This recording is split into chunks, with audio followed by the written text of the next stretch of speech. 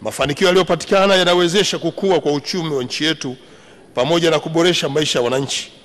Ninaomba sasa nilitaarifu bunge lako tukufu na wananchi wote wanaosikiliza kupitia vyombo vya habari wote kwamba baadhi ya mafanikio makubwa yaliyopatikana katika uongozi wa awamu ya 6 ni haya yafuatayo.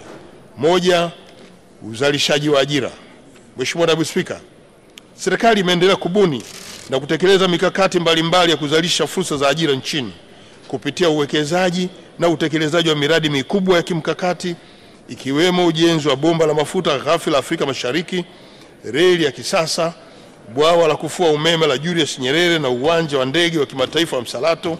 Vile vile serikali imeweka mazingira wezeshi kwa sekta binafsi kukua na kupanua wigo wa uzalishaji wa ajira hapa nchini.